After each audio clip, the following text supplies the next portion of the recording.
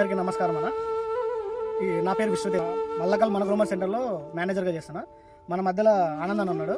ఆనందానికి ఏంటంటే ఇంతకుముందు చాలా కంపెనీల రసాయన ఎరువులు వాడినాడు, కానీ ఎక్కువగా అంతగా ఫలితం లేనందుకు మళ్ళీ మన గ్రోమర్ సెంటర్ని సంప్రదించినాడు. మేము వచ్చి చూసి దీనికి 20-20-0-13 దాంతోపాటు PH50 అని ఉంటుంది. ఇవి రెండు మేము ఇచ్చాము. ఇచ్చిన తర్వాత అన్న వేయక ముందు ఎట్లుండే, వేసిన తర్వాత ఎట్లుందో రిజల్ట్ గురించి మన మధ్యలోనే ఆనందాన్ని అడుగుదాం. అన్న నమస్తే. నమస్తే సార్, అందరికి నమస్తే రైతులందరికీ.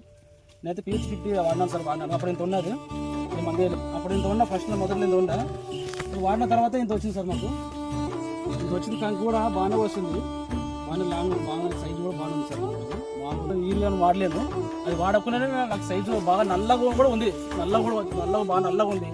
హైట్ కూడా బాగానే మ్యాక్సిమం బాగా 9 అడుగులు సార్. అది 9 అడుగుల వరకు ఉంటుంది, రైతులకు బాగుంటుంది.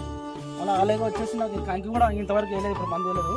అది పడిన తర్వాతనే కంకి దగ్గర అడుగు వరకు వస్తుంది, 10 ఇంచులు అట్లా ఉండొచ్చు సార్, 12 ఇంచులు వస్తుంది.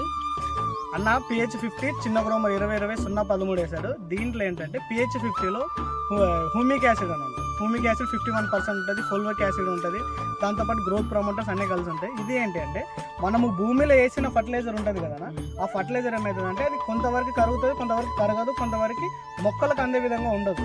ఈ PH50 వేయడం వల్ల ఏంటి అంటే మొక్కకి తీసుకోలేని రూపంలో కూడా తీసుకునేటట్టు చేసేస్తుంది. దాంతోపాటు బెట్టను కూడా తట్టుకుంటుంది, అంటే కొంతవరకు నీటి ఎదాడిని కూడా తట్టుకుంటుంది. దీని జీవన ప్రక్రియ బాగా డెవలప్ అవుతుంది.